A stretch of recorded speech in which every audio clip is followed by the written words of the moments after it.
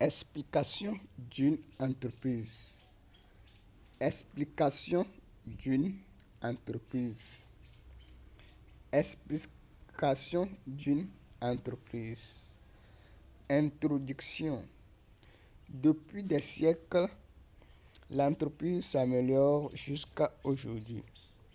On a assisté l'entreprise de Taylor, de Henry Fayol, de Henry Ford, de Abraham Maslow, de Elton Mayo, de Vroom, etc. Ces révolutionnaires ont révolutionné le monde du travail grâce à leurs théories. Aujourd'hui, une entreprise est un lieu de production des produits pour résoudre un problème spécifique aux habitants d'une localité appelée marché de vente. La majorité de la population d'une ville, d'un pays, tire leurs revenus de substance au sein d'une entreprise en rendant des services à l'entreprise pendant les jours ouvrables d'une semaine.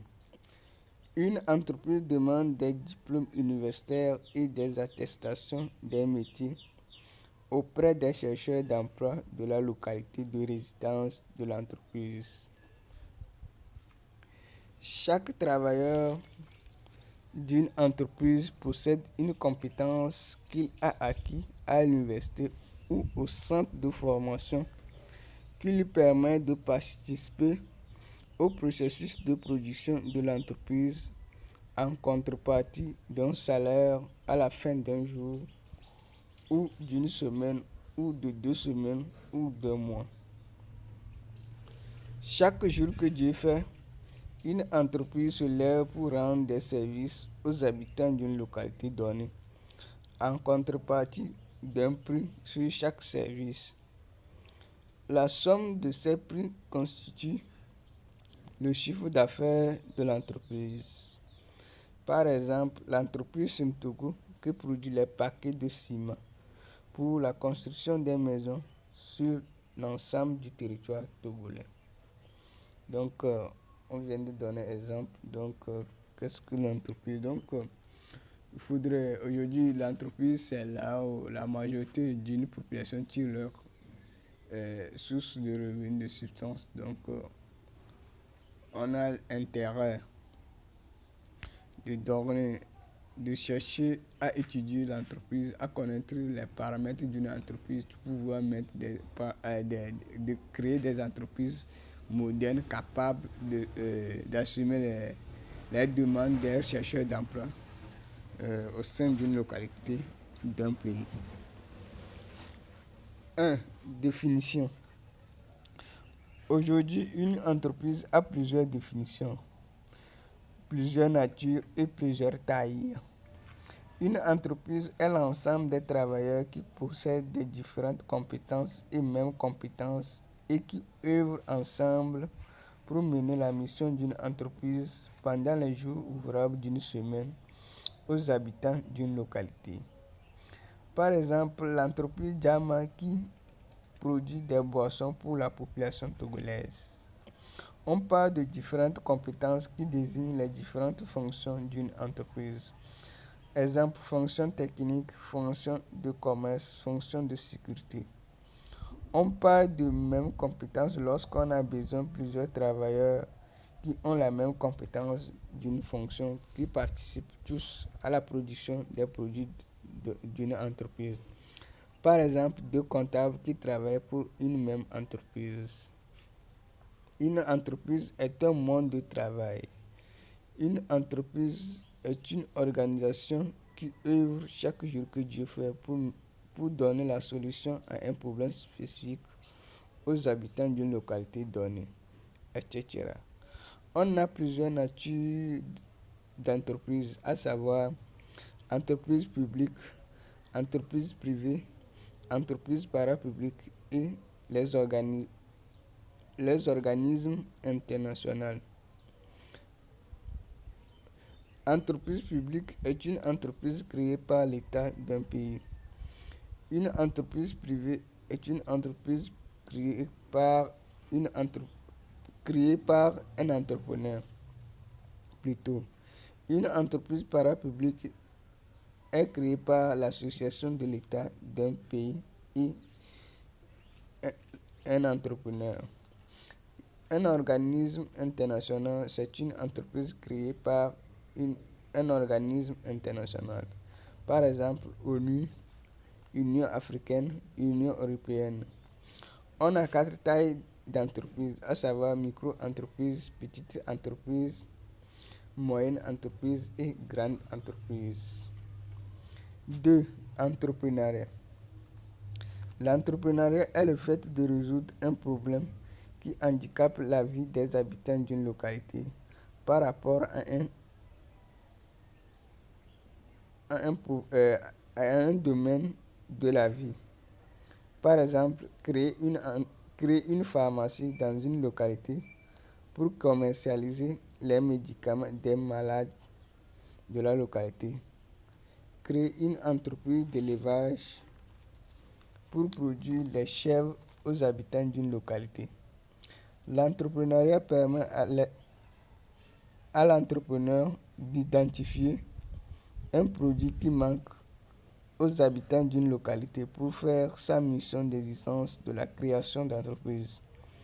À l'étape de l'entrepreneuriat, l'entrepreneur doit définir une mission qu'il va mener aux habitants d'une localité chaque jour que Dieu fait, en résolvant un problème spécifique aux habitants de la localité. 3. Travailleurs. Lorsqu'un entrepreneur trouve une mission, il fait appel aux travailleurs ou aux chercheurs d'emploi qui possèdent la compétence et qui comprennent le projet ou la vision de l'entrepreneur pour produire les produits de l'entreprise chaque jour que Dieu fait, dans le souci de mener la mission de l'entreprise aux habitants d'une localité. Par exemple, un entrepreneur qui a la mission de produire le maïs a le devoir de créer une entreprise agricole en embauchant des travailleurs qui possèdent la compétence en agriculture et en culture du maïs pour produire le maïs. Donc, c'est les travailleurs qui produisent les services d'une entreprise. Donc, il est nécessaire que chaque travailleur, chaque entrepreneur a l'aptitude du recrutement, donc de recruter les meilleurs travailleurs qu'il comprend. Donc, soit il a embauché un directeur de ressources humaines qui va s'occuper de cette tâche.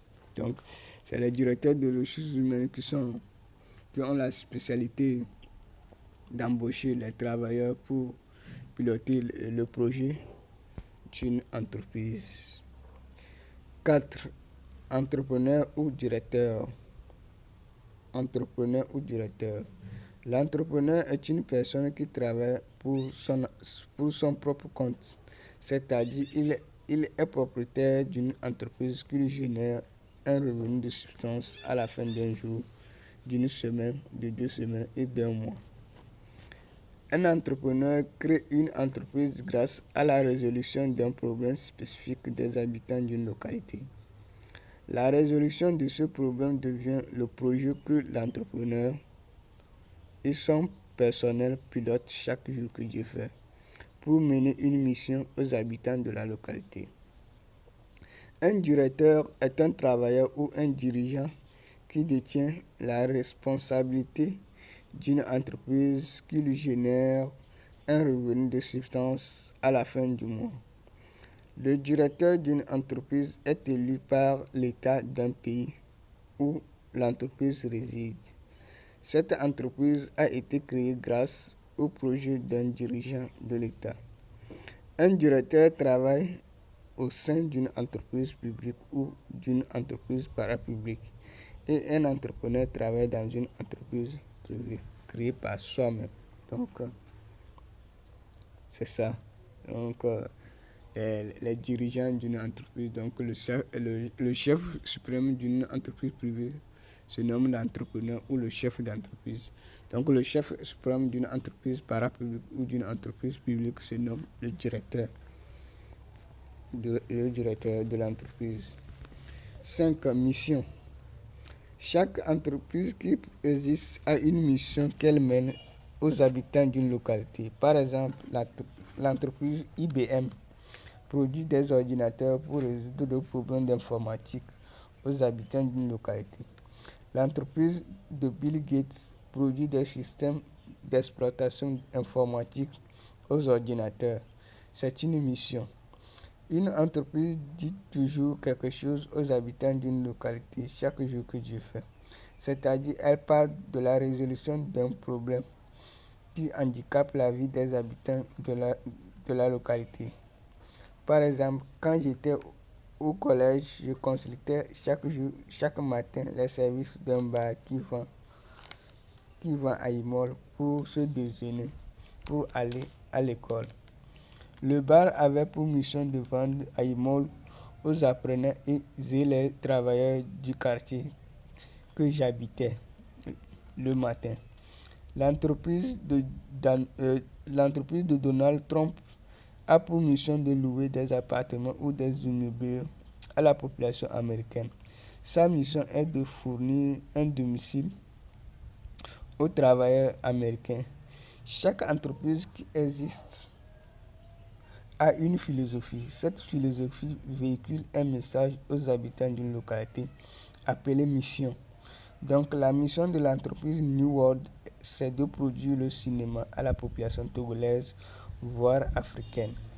Entreprise sans mission claire ne fonctionne pas bien. On doit toujours clarifier la mission d'une entreprise aux habitants d'une localité et à l'État. 6. Fonction. Une fonction est une activité d'une entreprise. Cette fonction participe au processus de production d'une entreprise pendant les jours ouvrables d'une semaine. La nature d'un projet d'une entreprise définit les différentes fonctions qu'une entreprise a besoin pour mener sa mission. Par exemple, les fonctions qu'un centre de formation a besoin pour mener sa mission est bien différente des fonctions qu'une industrie a besoin pour mener sa mission. L'entreprise de Taylor n'avait pas assez de fonctions que les fonctions de l'entreprise de Henry Fayol et de l'entreprise d'aujourd'hui. Une fonction résout un problème spécifique pendant le processus de production des produits de l'entreprise.